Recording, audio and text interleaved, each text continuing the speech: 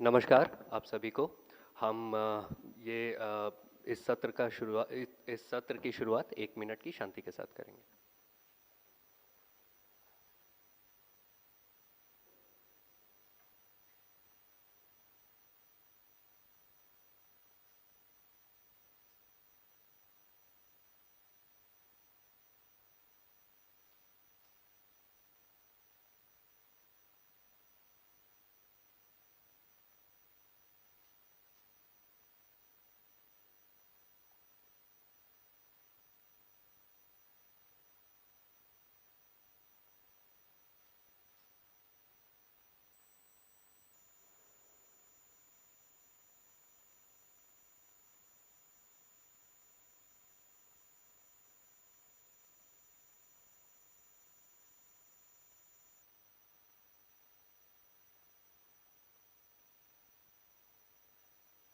ओम। मुझे बहुत प्रसन्नता हो रही है आप सभी का स्वागत इस उद्घाटन समारोह में करते हुए। यह उद्घाटन समारोह 6 दिवसीय भारतीय भाषा महोत्सव के उपलक्ष्य पे रखा गया है और इसका आयोजन किया है Centre for Human Sciences Rishihood University ने Bharatiya Bhasha Samiti, Ministry of Education, Government of India के साथ मिलके। और इसमें हमारे मुख्य अतिथि हैं प्रोफेसर राजेंद्र कुमार अनायात जी, जो कि वाइस चांसलर हैं Deenbandhu Chhoturam University of Science and Technology Sonipat के। उनके साथ हमारे साथ हैं प्रोफेसर शोभित माथुर जी, जो कि ऑनरेबल वाइस चांसलर हैं ऋषिहुड यूनिवर्सिटी के। और हमारे साथ हैं डॉक्टर रामानंद मालवीय जी, जो कि प्रॉक्टर हैं ऋषिहुड यूनिवर्सिटी के। तो मैं आप सभी अतिथियों से अनुरोध करूंगा कि दीप प्रज्वलन के लिए कृपया आगे हैं।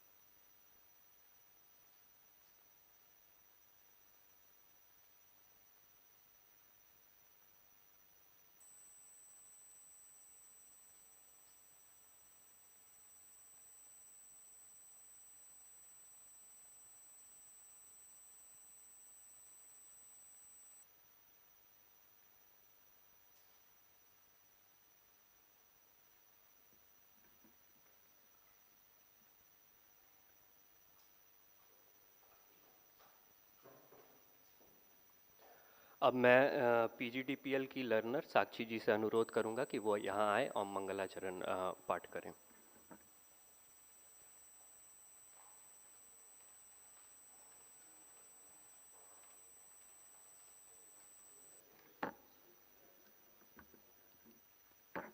सभी से निवेदन है कि कृपया कमर गर्दन सीधी करके बैठें, अपनी आंखें सहेजता से बंद करें और भाव करें कि देवत्व का उदय हम सभी में हो रहा है।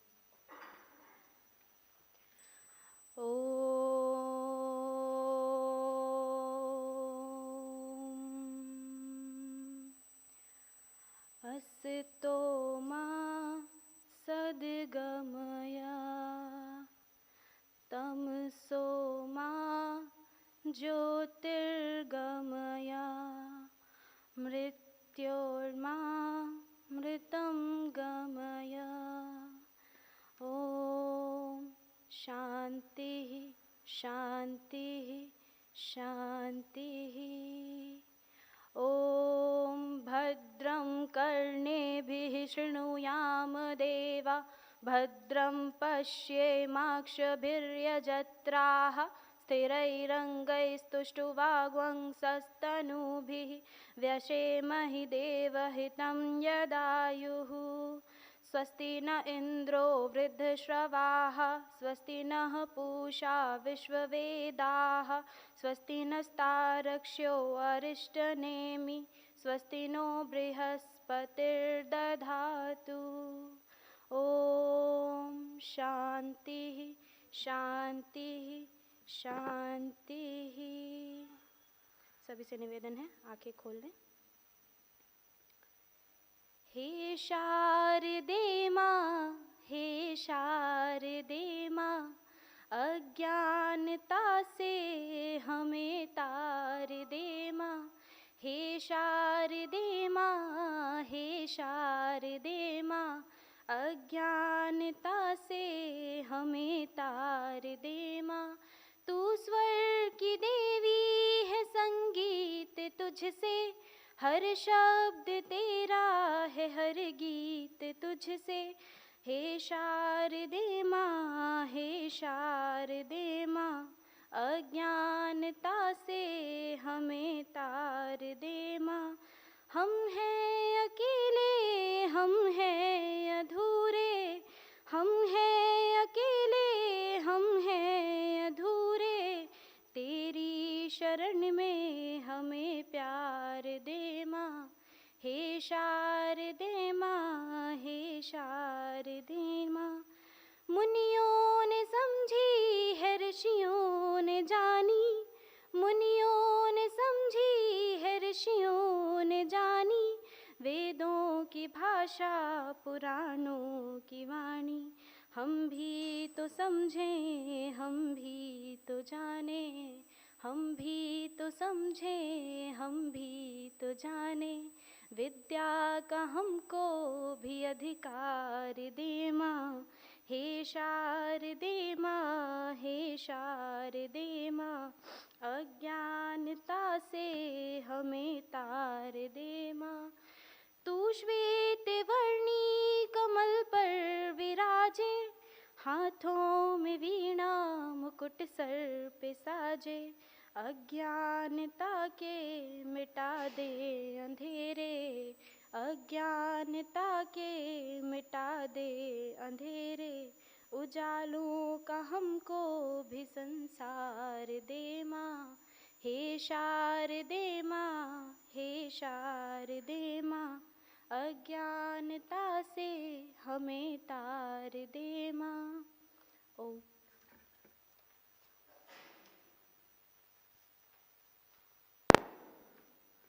बहुत बहुत धन्यवाद साक्षी जी इस सुंदर मंगलाचरण पाठ के लिए। और अब मैं ऋषिहुड यूनिवर्सिटी के उपकुलपति शोभित माथुर जी से अनुरोध करूंगा कि वो हमारे मुख्य जो अतिथि हैं आज के, उनको सम्मानित करें। कृपया कृपया आगे आ जाएं सर।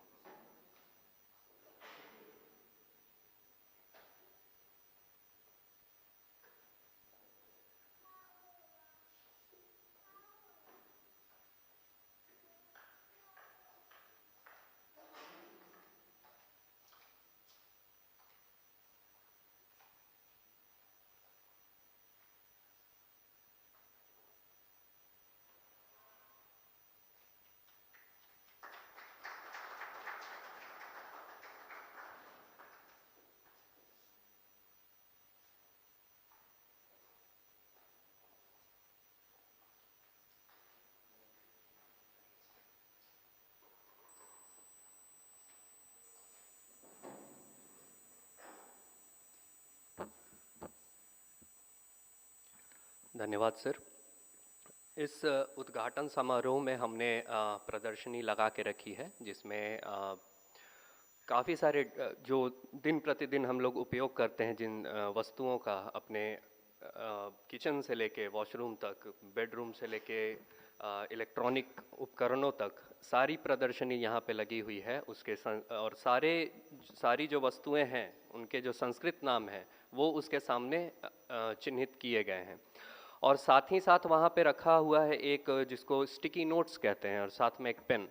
तो आप सभी से अनुरोध है, जो जब यह हमारा जो आज का लेक्चर है उसके ख़त्म होने के बाद जब प्रदर्शनी आप घूमें, तो अपनी जो लोकल लैंग्वेज में उस ऑब्जेक्ट का, उस वस्तु का नाम है, वो कृपया वहाँ पे आप लिख दें, अगर कुछ अलग सा है तो। इसके साथ ही जो भारत के 6 क्लासिकल लैंग्वेजेस हैं, उन पे भी डेडिकेटेड एक एक स्टैंडी सबके लिए लगी हुई है। और संस्कृत से जुड़े हुए कुछ शब्द, कुछ जैसे जानवरों के, फल, फूल, पौधे, ह्यूमन बॉडी पार्ट्स और उसी तरह से काफ़ी सारी चीज़ें, खेल जो भारतीय पुरातन खेल हैं उनका भी वहाँ पे प्रदर्शनी में लगा हुआ है, तो ज़रूर आप लोग देखें यहाँ पे। और अब मैं अनुरोध करूँगा कि डॉक्टर रामानंद मालवीय जी से कि वो यहाँ आएँ और स्वागत उद्बोधन दें।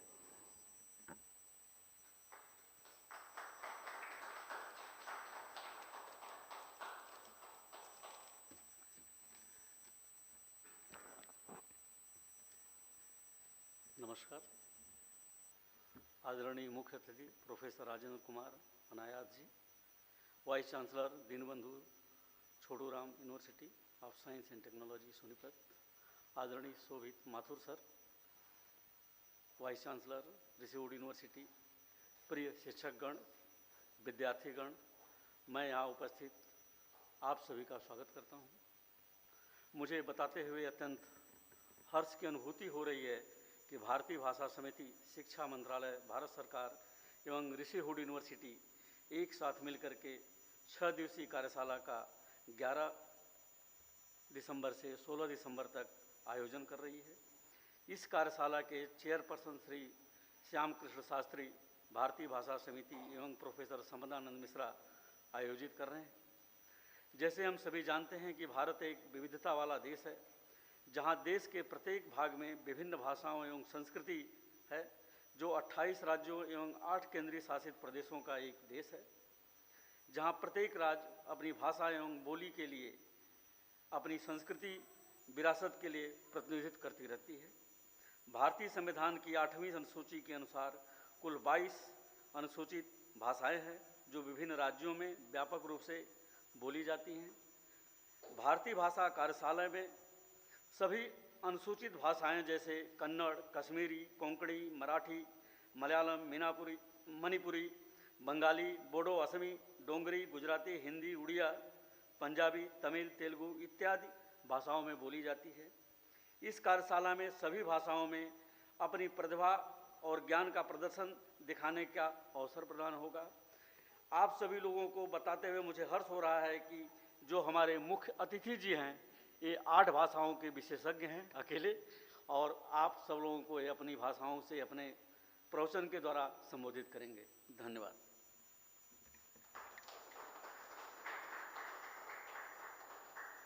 बहुत बहुत धन्यवाद सर इस स्वागत उद्बोधन के लिए। अब मैं ऋषिहुड यूनिवर्सिटी के माननीय उपकुलपति शोभित माथुर जी से अनुरोध करूंगा कि आके अपना संबोधन दें।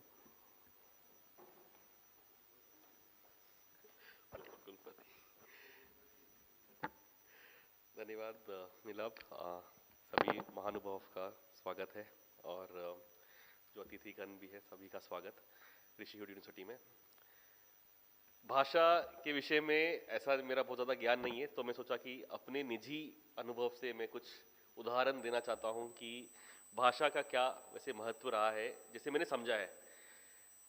मेरी पढ़ाई IIT बॉम्बे से हुई है कंप्यूटर साइंस में।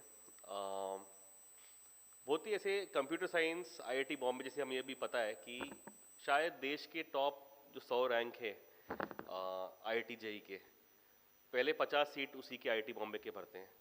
तो मैंने ये देखा था वहाँ पर जाकर कि ऑफ कोर्स पूरे देश का हाईएस्ट IQ जैसे बोलेंगे वो मेरे क्लासरूम में मेरे कोलीग्स एक तरीके से है, बट जब रैंक्स निकलते हैं उसके बाद, राइट, जो इंटरनल एग्जाम्स के बाद सभी जब इतने स्मार्ट हैं तो कुछ बच्चे फेल क्यों हो जाते हैं या पीछे क्यों रह जाते हैं, तो हमें लगता है कि इनको पढ़ाई आती नहीं है। उस समय इतनी समझ नहीं थी, बट धीरे धीरे आगे बढ़कर जब मैंने देखा, प्राइमरी डिफरेंस ये रहा है कि भाषा के कारण, क्योंकि उच्च शिक्षा अंग्रेजी माध्यम में है और कई सारे मेरे जो दोस्त हैं उन्होंने IIT JEE का एग्ज़ाम अपने रीजनल लैंग्वेजेस में दिया है और उनके लिए इतना कठिन होता है कि अंग्रेजी में सुने, फिर अपने भाषा में मन में ट्रांसलेट करे, समझे, और फिर जब एग्ज़ाम लिखना है तो वैसे ही उल्टा प्रोसेस करना है।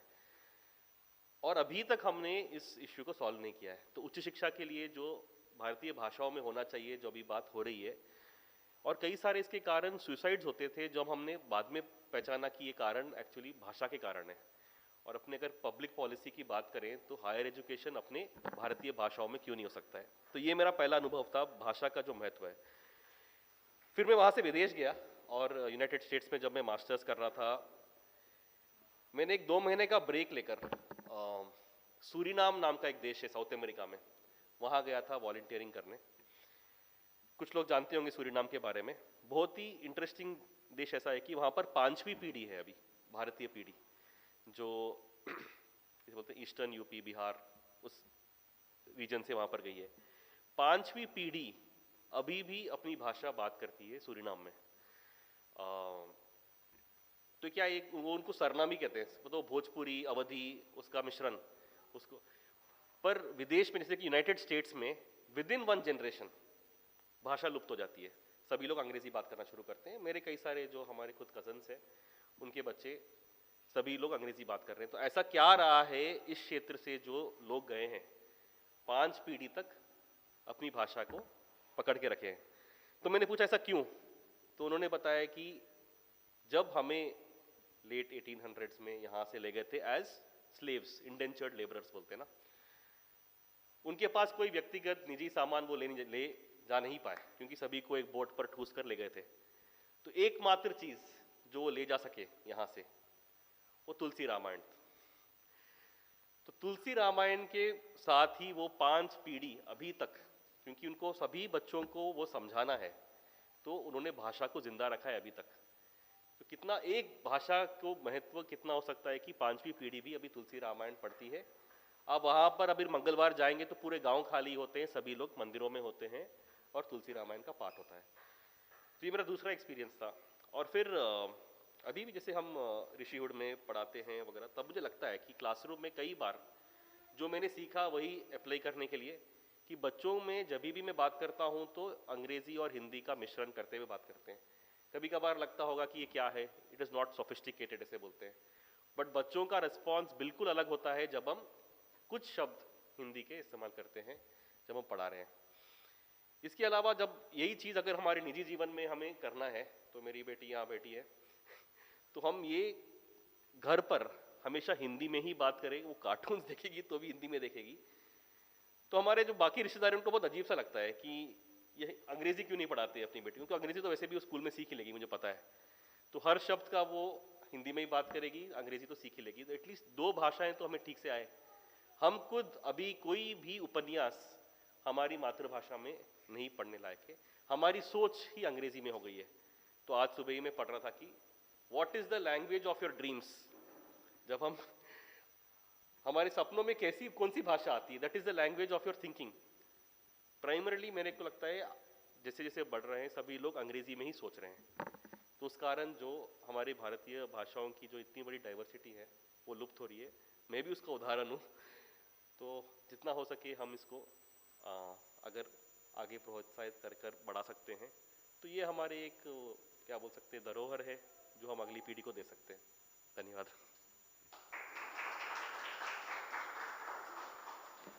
बहुत बहुत धन्यवाद सर, अपनी मातृभाषा का महत्व हमें समझाने के लिए। अब मैं आज के मुख्य अतिथि जी से निवेदन करूंगा कि आएं और अपना वक्तव्य यहाँ पे दें।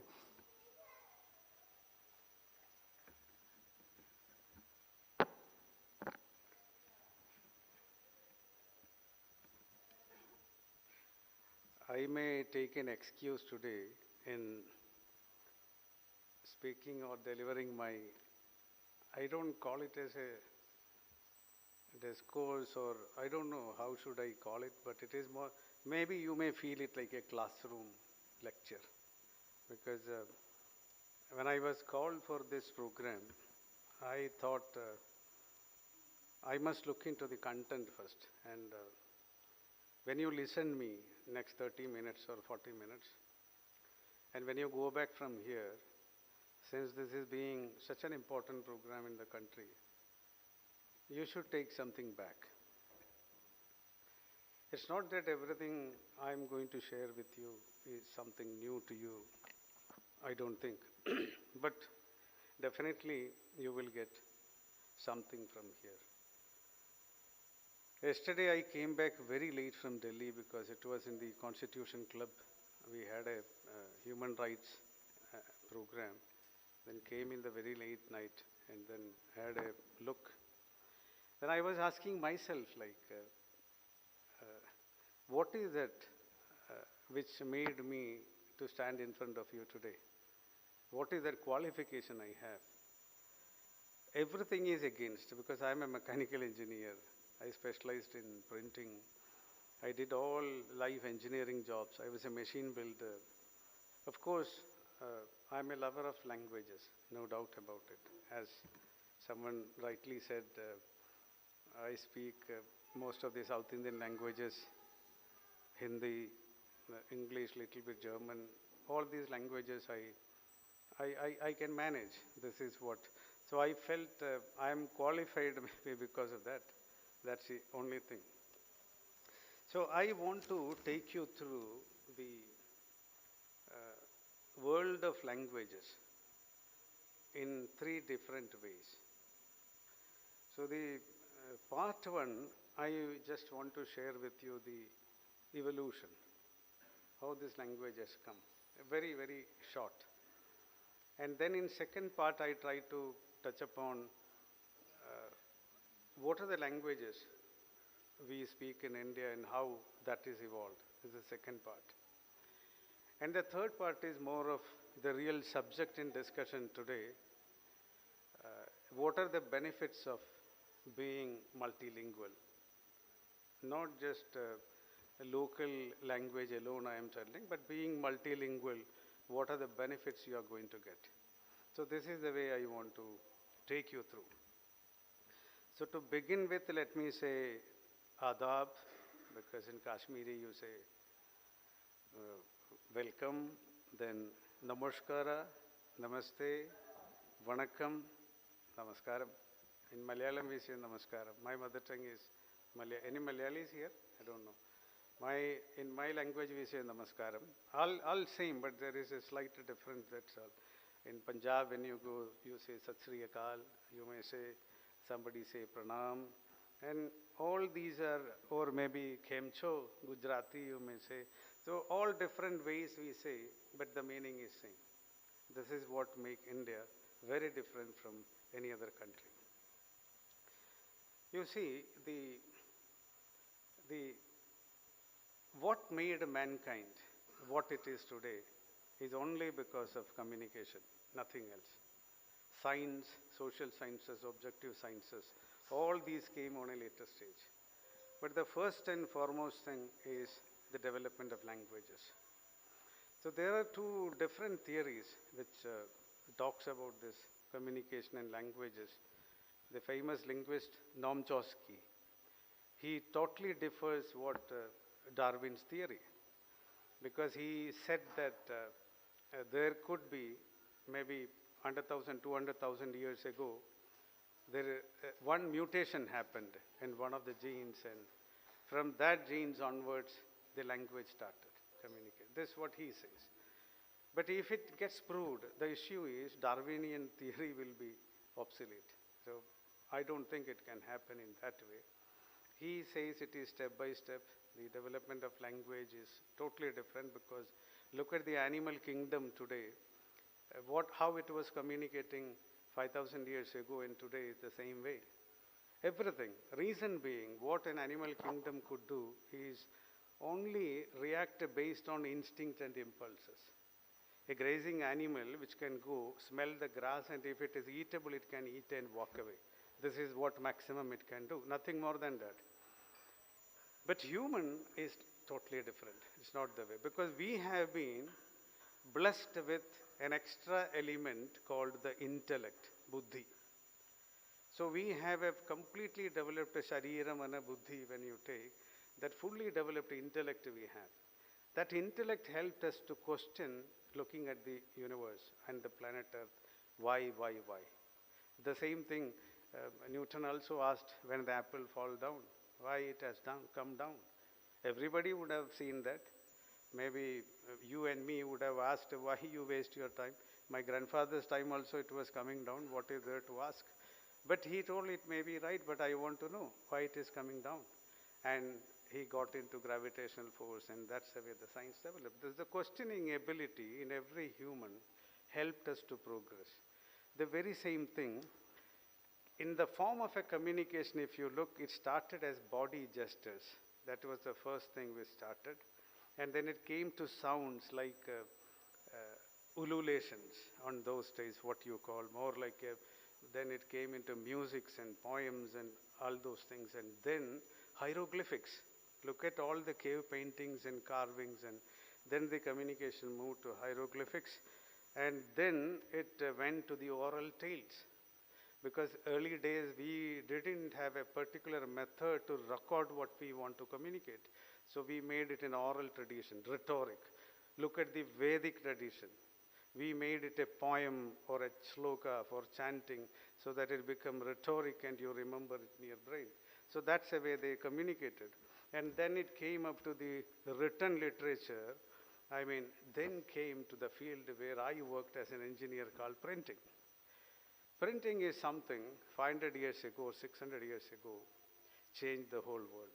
What internet is doing today, or did today, was done by printing 600 years ago. Record says Gutenberg invented printing, because everyone says that, but that is not the true story.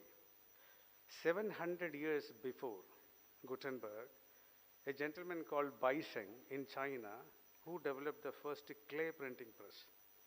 And in that clay printing press, the first book ever printed was an Indian book. It's called Diamond Sutra, Vajra Sutra. It's a Buddhist work, which was the first book ever printed. So that's the way our connection, Bharatiya connection with the printing and recording something which is developed in this way. And it took another 700 years to move this technology from China through Arab traders to Europe. And since Gutenberg was a metallurgist, he's a blacksmith, his metallurgy knowledge was wonderful. He designed a printing press and started the next history of, massive production techniques in printing started by Gutenberg. And that was the way it has gone. And now we have come to the computation, robotics, and artificial intelligence-based literature, where even the human imagination, creativity started a big question. So this is the short history of communication literature, what I can do. So when it started, it was just a medium of expression for human creativity and imagination when literature came into existence. And also to deal with the speculative questions like what is God, or philosophy, or ethics, or morality. All these were requirements on those days. Then it was this communication and literature used to entertain, to educate and influence people. Then moved to the next role, it went on changing with the times, types of changing. With the establishment of organized states powers, that we wanted to control the human mind through propaganda. Literature was used for propaganda at some time. The Soviet literature is the biggest example of that time. So this came into existence of a literature which went beyond dimensions and entertainment and education. That's the next form it has come. I'm sure you must have seen George Orwell's novel 1984, which was written in 1949. The novel name was 1984, points to this horrific fact, because it is not a dystopian novel that hints at an imaginary world, but it is a reality which came into this. And in today's world, you know that a lot of graphic novels and literature which our children are through into that, which gives you seamless opportunities to communicate well. So this is a short intro or the development of literature in the part one.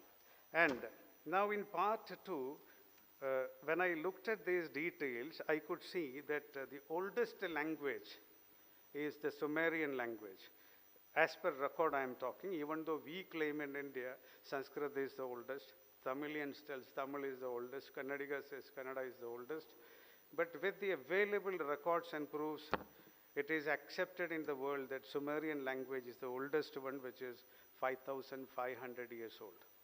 Then the second oldest is the Egyptian language, which is 4,700 years old. Then comes the Sanskrit, which is 3,700 years old. Then comes the Greek and Chinese and Aramaic and Hebrew is the way the languages, these are the oldest languages. Now when you look at the typical Indian language system, I was just noting it yesterday, just for my understanding. The languages spoken in India, if you take this, there is a organization called Ethnologue. I'm sure literature students must be knowing it. They have done a study which classified almost 448 languages existing in India. And this PLSI, People's Linguistic Survey of India, you must be knowing about that organization. As per their study, they say 780 languages in India.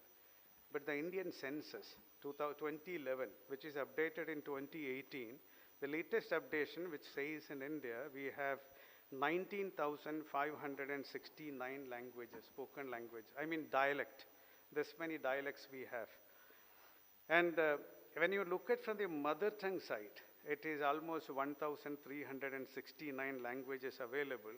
And out of all the languages available, 121 languages we have in India, which is spoken by more than 10,000 plus.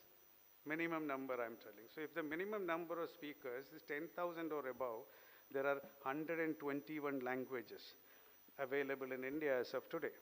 And 66 scripts we have, out of which the very famous script is, of course, Devanagari, what we all use now. And India has two official languages, Hindi and English, so I am qualified to speak in English too, being an official language. And 22 scheduled languages. These are the things what we have. In one picture, what I can tell. And why we talk about Hindi, there is a reason, which I will come into that. Out of all these languages, what we have here, the Indo-Aryan literature, language if you take, 78.5% is from the Indo-Aryan tradition. That's what absorbed from there. And the Dravidian languages in the south, which is 19.65%. And there is another small sect of language, which is Astro-Asiatic, Sino-Tibetan, and the Thai Kadai, etc. All these together, it comes around 2.3%. So this makes the 100% languages available in India. So Indo-Aryan is 78.5%. Just remember that. This is the way the distribution of languages in India.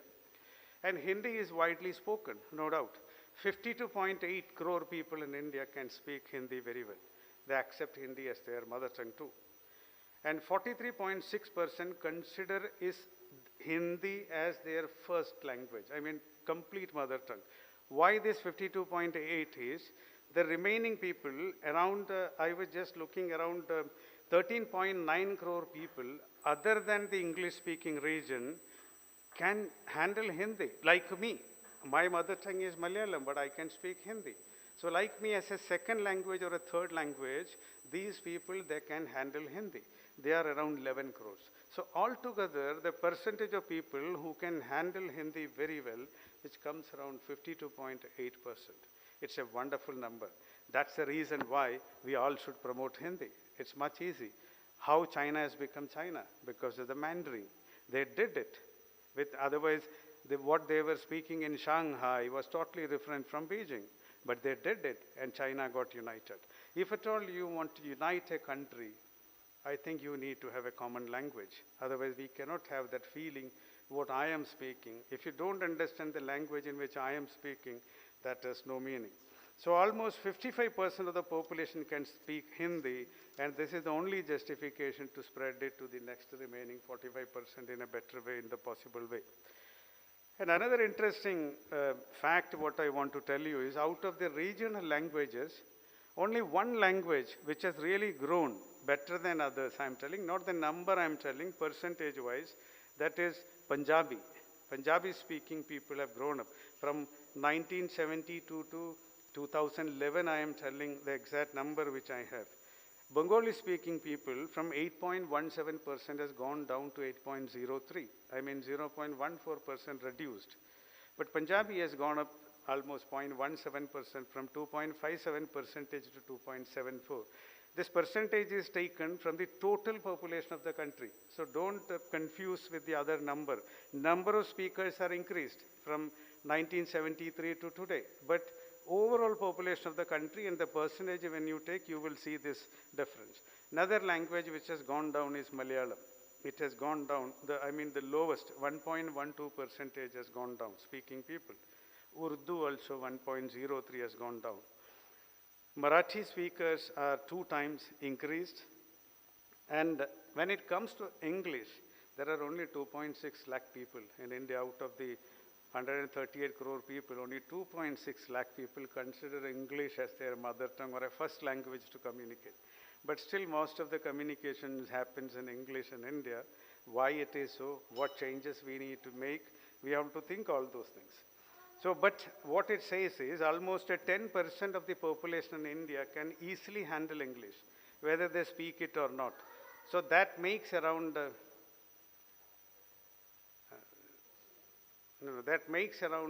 15% of the total population. So this is the way the Indian language is distributed and spoken and evolved in India. This is my second part, what I want to tell you. Now I want to come to the third part. That is, what are the benefits of knowing a language? If you don't learn a language, what will happen? All these are questions which we should know. Everyone asks me why you should read a novel. What is the purpose? Better physics, I know there is a purpose. But what you do with a novel? Whether you read it or not, what will happen? I can tell you, this is something which every individual should understand. Reason being, you have a very small time in your life. You yourself can never take to another position to understand how others feel. The typical altruistic feeling in you, or if you want to know what is altruism, without literature you can't do that. For example, when I read Anna Karenina, maybe I may, a model, a person like Anna Karenina in my normal life I may not like. But when I read that novel, or when I read a similar novel, maybe another example I can tell you, suppose I want to know the life of a prostitute, how can I know it?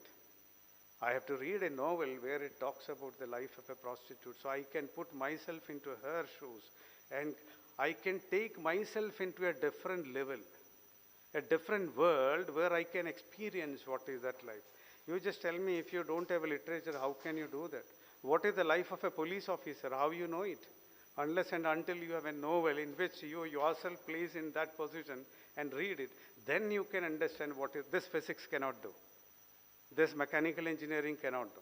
So the typical altruism, if you want to make yourself a good human being who can understand the pain of others, or once somebody asked Ramana Maharshi, I remember, how do you deal with others?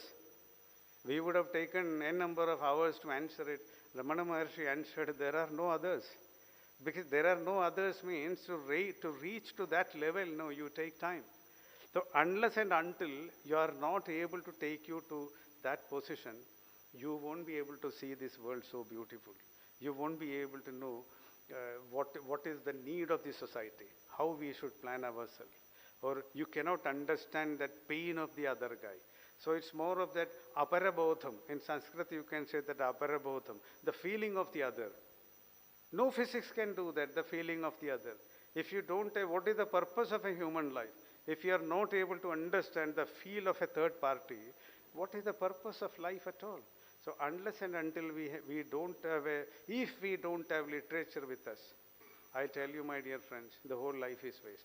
That's the reason, one of the reasons why we are assembled here, to know about languages, its multiple languages, its benefits and all other things. So now, those who know one or more languages may actually look and work differently than those who are monolingual. There is a difference. So what does it mean to know a language?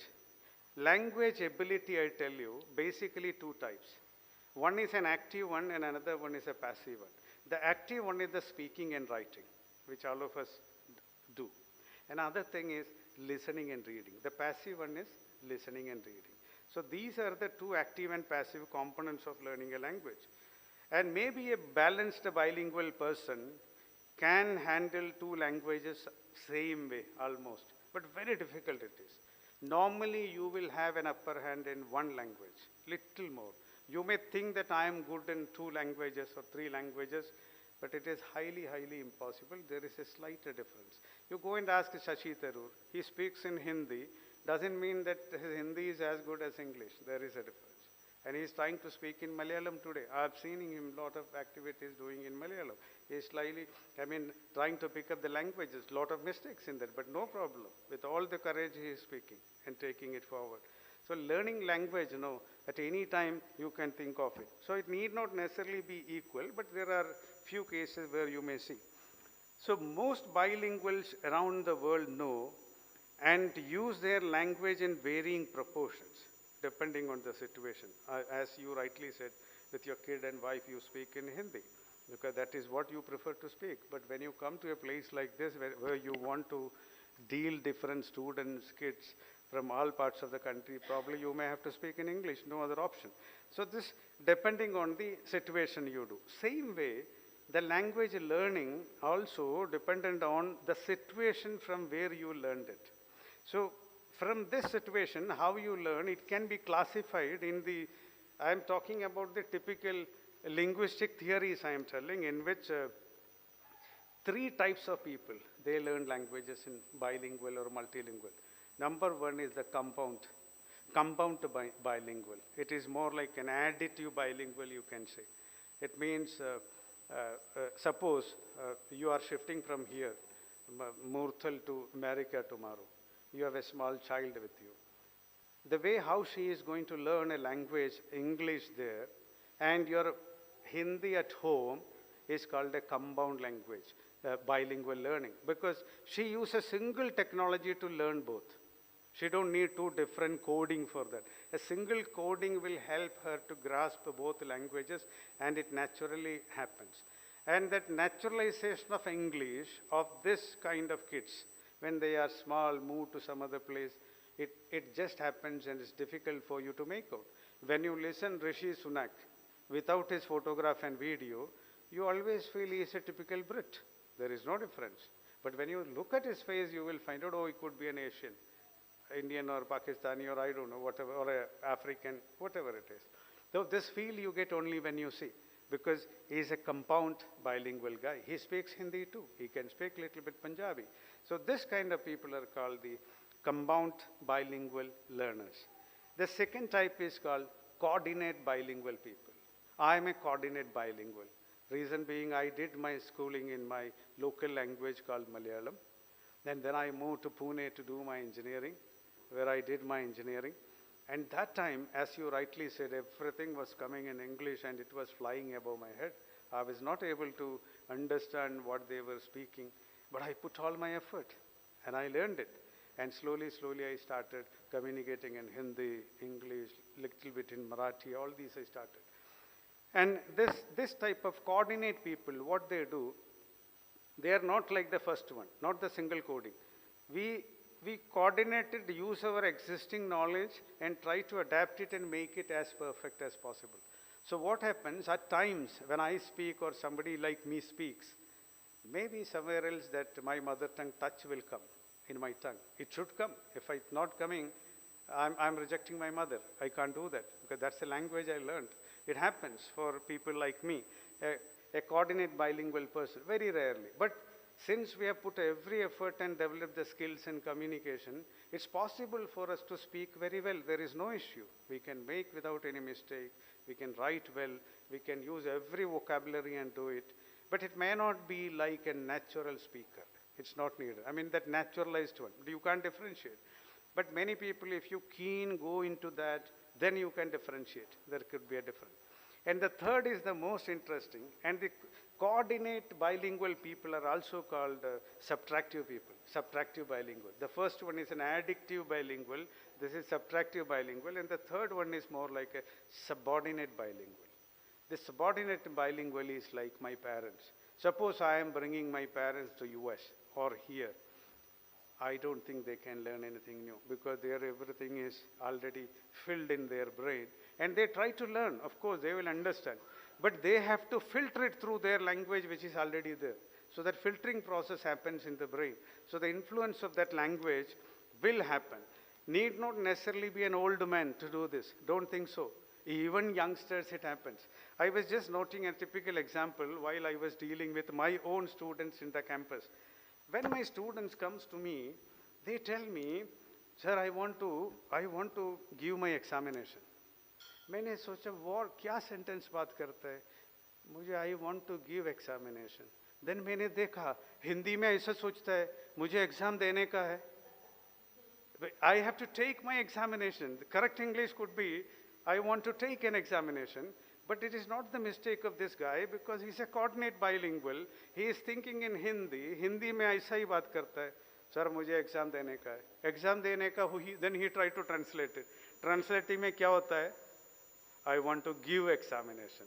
So I'm just telling a small example. So this is the way it happens with the coordinate people. Now I want to know another thing. Maybe a coordinate linguist like me, I may try to act as if I also speak like a natural thing and all. But somewhere it comes out, as you rightly said. In the dream, no, the real language comes. There is a Birbal story, you must be knowing that. Many of you must be knowing that because there was a very great linguist came into the court and he can speak n number of languages and they were not able to make out what was his mother tongue. Everyone tried, failed. So Akbar told Birbal to find out. I will give you 24 hours, find out what is his mother tongue. He don't know what to do. So he was thinking, how can I make out? Because pronunciation, accent, everything just like natural guy. Not able to find out what is his mother tongue. So what he did when he was coming out, he took some water and splashed. The moment he splashed the water, he said, "Arey Saleh." First reaction comes from within. Waha acting nahi chalega. It just comes from inside. This is what happens with the coordinate bilingual people. So he bola, "Saleh, tumhara mother tongue mujhe pata ho gaya." So this is what it may be just a story, but this is what it happens. So this is very important in this. So this is the way language learning can be classified into 3 types. And the recent advances in brain imaging technology have given neurolinguists a glimpse into how specific aspects of language learning affect a bilingual brain. They have conducted a lot of studies in that, and which says it is well known that the brain's left hemisphere is particularly meant for languages. This is what, there is no hard and fast rule. There is no scientifically proven, these are all statistics, number they have taken. So left hemisphere is more dominant and analytical in logical process. So this hemisphere is more active. The right is more active in emotional and social ones. Though this is a matter of degree, not an absolute split. This is what I want to tell you. So this depends. So the fact that language involves both types of functions while lateralization develops gradually with age has led to a theory which is called critical period hypothesis. This is what they say. So according to this theory, children learn languages more easily because of the plasticity in their brain. Why? Because the brain is developing, it is not yet over, and lets them to use both hemispheres. But हमारे case में क्या होता है, हम ऐसा ही training किया छोटे उम्र से आज तक अभी तक आ गया. So maybe you would have utilized your left side to learn. Your language ability will naturally go to the left. Majority will go to left. But there are few people, for them it goes to the right too, because they are more emotional, because the right side is handling emotionals and all. But children advantage is what? When they are put into different language, gamut, they use both brains, left and right. So they may register in left and right, so they can learn left and right. This is what I can. They are neither left nor right. So they easily picks up. But our problem is there is a limitation because of this, because which is already lateralized. So another thing, if this is true, learning a language in childhood may give you a more holistic grasp. That's the reason many of our relatives in US and Australia and Germany, they speak their language as it is, which you can't even make out. But you and me, if go there and try to learn it, that makes a difference. And the childhood may give you more holistic grasp of its social and emotional context because they are moving with that society from childhood onwards. And conversely, recent research showed that people who learned a second language in adulthood exhibit less emotional, biased, and more rational approach. This is very interesting fact which all of us should know. Suppose you know 2 languages, just imagine. And you want to deal with the society or some activity with your second language, you will be more rational, you will be more logical. आपका mother tongue में मौका दिया तो you will be little perverted. There is a possibility for you to, but you try to, it all happens. Suppose we are going for a British embassy program, you naturally you wear your coat, tie, jacket, suit. Then when you go there, the way you behave is a bit different. It happens because of the language. So the second language, what you are going to deal with a problem, you will be more logical, rational. It's a proven fact in the research. So there will not be any emotional bias and more rational approach when confronting problems in the second language than in the native one. But regardless of when you acquire additional language, being multilingual gives your brain some remarkable advantages. This is the best part of the science. It is already proven if you can handle more than 2 languages, 3 languages, there is less probability for you to get Alzheimer's.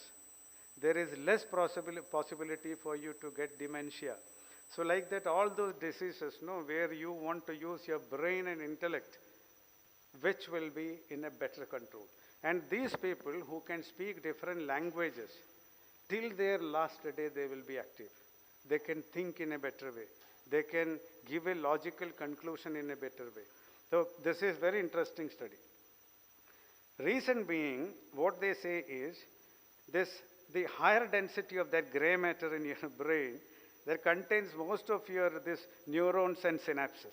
So it helps you to, enrich all the activities in this brain by, you're toggling. It's more like a toggling happens in the brain. I'm speaking to you in one language. After some time, I want to speak to another language. This immediate changes. It's more like an exercise what you are giving to your brain, and which will help you to become a better human being. So this heightened workout, a bilingual brain receives throughout its life. So it can also help delay in onset diseases. This is what I was telling, like Alzheimer's, dementia, they are telling at least 5 years to 6 years, 7 years. You will get a delay at least to get a Alzheimer's. So, but the thing was, somewhere in 1960s, before 1960, the same scientists were thinking, by giving an extra language to a kid is burdening him or her. It is ridiculous. And they think that only single language will learn everything. It is not true. Now the research has shown those people who are handling different languages, and they can learn science also well. There is no issue at all. So this is the latest conviction from the language side, what it is.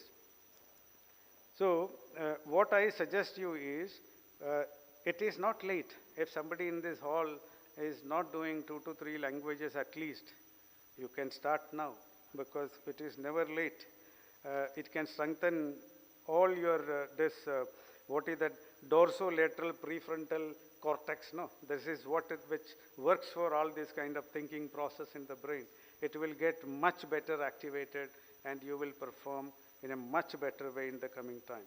So what I suggest now, don't leave that opportunity now, because learning a language, extra language, it will always give you an extra mileage and an extra advantage. Not only that, what I want to tell you, there is a story, you must be knowing that, a rat mother and her 2 kids was chased by a cat. No other option. It ran fast, got into a rat hole. It went inside. After that, the mother rat saw the cat is sitting outside. So what it can do? The mother cat, what it did, it barked like a dog. So after listening this, the cat thought that some dog has come. It ran away. So they came out and saved. So if a simple rat can do that, why not us?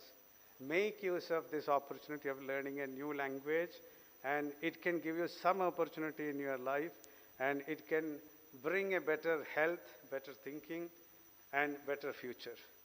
With that note, let me conclude thanking each one of you. Thank you.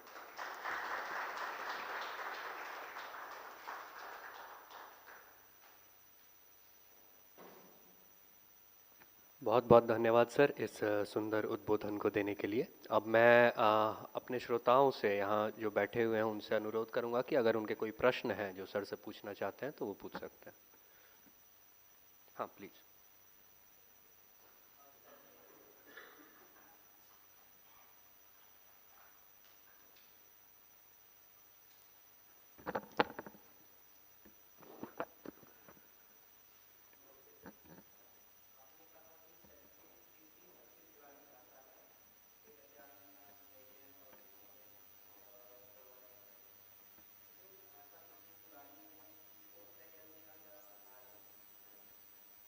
यही है, ये देखो, ये there are two different organizations.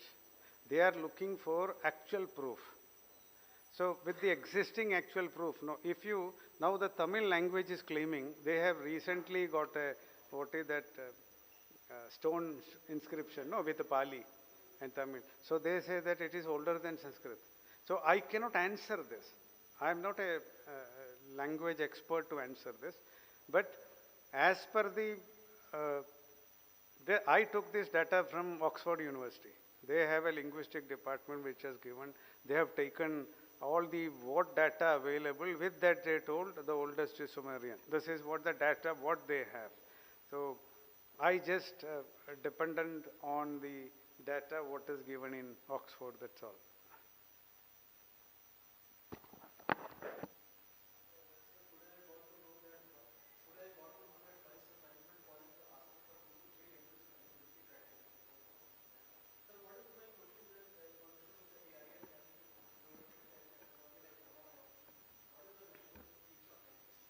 That's what, this is what worrying me too, because I was just attending a program where digital literature and the creativity, I was just attending a program. So where human creativity will have a huge issue in the coming time. It's a reality, there is no doubt. For example, there is a news media in US in New York. I know about it because I come from printing background. 22 people are working, but none of them are humans. I'll tell you, 30% of Bloomberg's data is processed by AI and robots. And this newspaper company, what they do, they look at the different regions and areas, and what is the feel of the people there. They create a news exclusively for that segment. So which a normal human cannot do. And this is happening in every field. Don't think it is in language. For example, I tell you, I have a doctor friend in Germany, 2 years, 3 years, just before the COVID when I was there.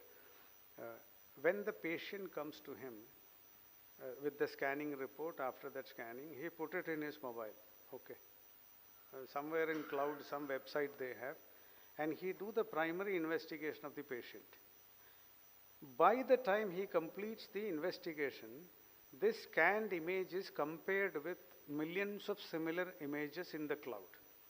And within 3 minutes, it will give him back what is the nearest possibility of this scanner with what disease, what are the treatments given. That too in tropical country, what treatment give. In Iceland, what was the treatment? And what was the recovery rate? Which is the best medicine? Looking at all these possibilities, what is the best prescription this patient can be given, it has come. So you just tell me, when I am using maybe more than 1 million case studies in 3 seconds, what a human can do. That's why in decision theory latest, the average accuracy of decision through AI could be 70 to 74%. The best, most intelligent person in the universe can have an average accuracy throughout his year's contribution. If you take it, is 64 to 69. So why should I depend on my own intelligence if there is another way? So this creativity is also happening in this way. This is a big question. Not only here, I'm little bit going ahead to answer you also. There will be a big question for democracy too. because all these days democracy was working very well with a mere number. Now a mere number has no meaning, because your decision is not your decision, which is influenced by somebody else. Because you go to Facebook and search for a cheap flight to Chennai, within 1 minute you will get 100 hits in your whatever social media platform you are active, that cheap tickets to Chennai, from where it has come. And the same way, many of your purchases, I am told even in phone, if you talk at home with your wife, I think next day when you open, you will see lot of advertisements in the same way. It happens. So there is, privacy is to be redefined. It's a very tough time we are going to face now. Now the only thing is like quantifying emotions is the research what scientists are doing today. The day that quantification happens, it can be controlled. Because in statistics we say, if anything can be quantified, it can be controlled. So that quantification is not yet done. For example, I love my wife 1 kg, daughter 1.5 kg, which I can't say today.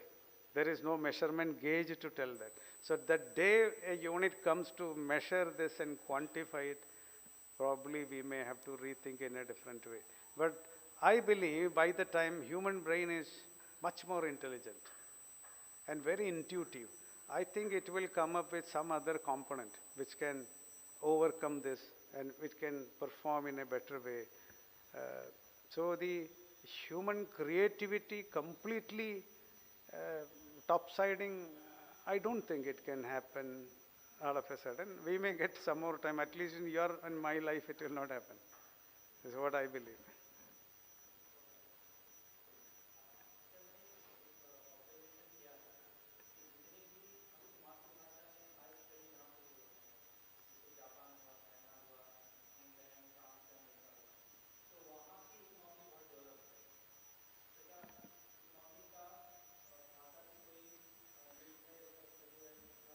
Economy से ऐसा link direct नहीं, लेकिन learning potential में है 100%, because there is no loss of data. For example, I tell you, if I want to learn a word called cat, okay, how I will write? C-A-T, 3 different letters, C-A-T, and how I will pronounce? Cat, and meaning is बिल्ली.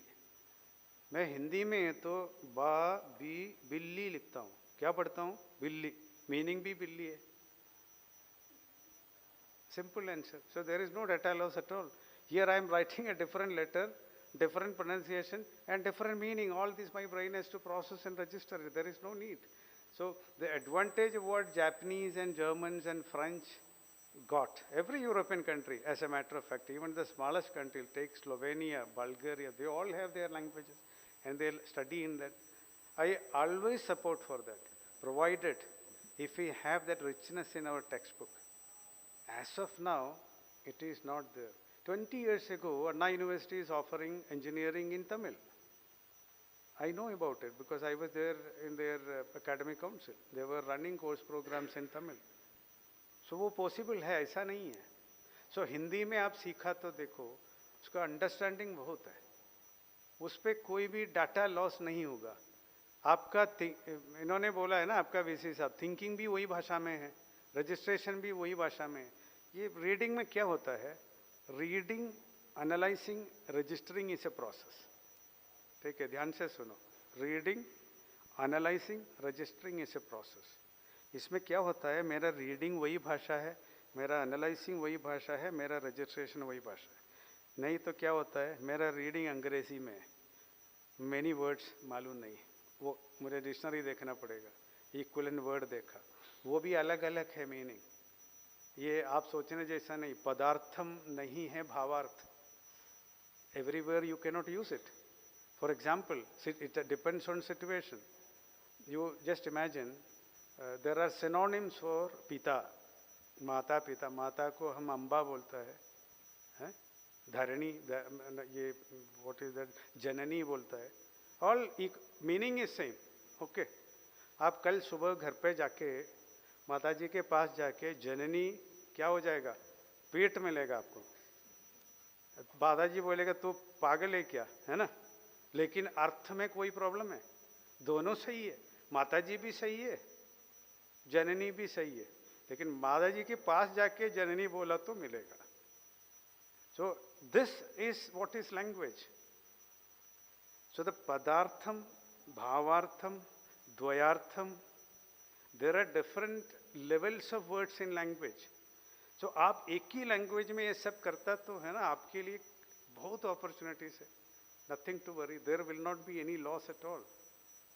क्या situation के लिए क्या use करने का है, हम गलत नहीं करेगा.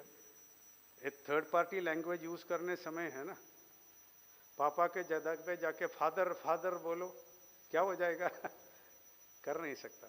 So I always recommend and support for the mother tongue to learn any subject as much as possible.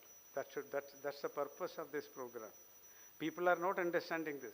Students are not taking up these courses.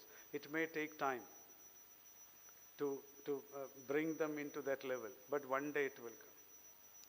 उस पे हो जाएगा. अभी ठीक है, no issue. You want to ask one more? Finish it, no issue. Yeah. I prefer Hindi. Reason being, there are already, I told you in my presentation, almost 55% of Indians can speak Hindi very well. Total Sanskrit speaking people are much lesser than English. As per my understanding, not more than 10,000 people in India are using Sanskrit as a mother tongue. Not more than 10,000. So why you want to give it to 140 crore people in one day? And Devanagari has an influence, no doubt. Words are already there. Let that be a second language to learn. Maybe to understand your scriptures, understand other things. And it will help you to improve much better, because we want to be bilingual, polyglot. If you can learn more than 5 languages, you are called polyglot. I am a polyglot. Otherwise, you are a bilingual. Till 5, it is multilingual. After that, polyglot. So at least everyone can become a bilingual or a multilingual. So मैंने वही suggest करेंगे. Thank you.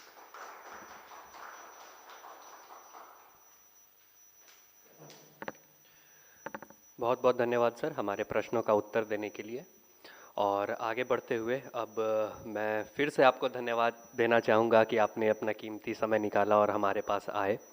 और एक बात जो मेरे स्मरण में हमेशा रहेगी, मुझे याद रहेगी, जो आपने कहा ऑल्ट्रुइज्म से जिस तरह से आपने साहित्य को जोड़ा कि दूसरों के जीवन को हम समझ सकते हैं, और फिर कैसे ये जो जीवन दर्शन है कि सभी का भला हो, तो जब तक हम दूसरों को समझेंगे नहीं वो भला नहीं हो पाएगा. तो ये काफ़ी अच्छा विचार मुझे लगा सर. और मैं शोभित जी का धन्यवाद देना चाहूँगा. आप हमेशा हमें आपका मार्गदर्शन मिलते रहा. मालवीय जी जिन्होंने हमारी सारी सहायता की इन सब कुछ को ऑर्गेनाइज करने के लिए और प्लान करने के लिए. प्रोफेसर संपदानंद मिश्रा जी जो कि कन्वीनर हैं इस 6 दिन के इवेंट के, किसी कारणवश वो यहाँ नहीं है, लेकिन जो आखिरी भाग है इस 6 दिवसीय कार्यक्रम का, जो 2 दिन का नेशनल सेमिनार है, उसमें वो उपस्थित रहेंगे. प्रोफेसर भक्ति देवी जी यहाँ आने के लिए अपने छात्रों के साथ. सारे श्रोताओं का भी मैं धन्यवाद देना चाहता हूँ यहाँ आने के लिए. भारतीय भाषा समिति, भारत सरकार और मिनिस्ट्री ऑफ एजुकेशन का मैं धन्यवाद देना चाहता हूँ जिन्होंने इसको पॉसिबल बनाया, कि उनके बिना ये संभव नहीं हो पाता ये होना. और मैं बाकी आप सभी से अनुरोध करूँगा कि इस प्रदर्शनी को आप लोग देखें, और जो ऑब्जेक्ट्स हैं उसके सामने जो स्टिकी नोट्स हैं उस पे जो आपको लगता है कि आपकी मातृभाषा में उसको कुछ अलग कहते हैं वो लिखें. और यहाँ एक वाइट बोर्ड है, ये आपके सिग्नेचर्स के लिए. आप अपनी मातृभाषा में वहाँ मार्कर्स रखे हुए हैं, उससे कृपया यहाँ पे सिग्नेचर करें. तो बहुत बहुत धन्यवाद आप सभी का यहाँ आने के लिए जी. और हम लोग 1 मिनट की शांति के साथ इसका अंत करेंगे.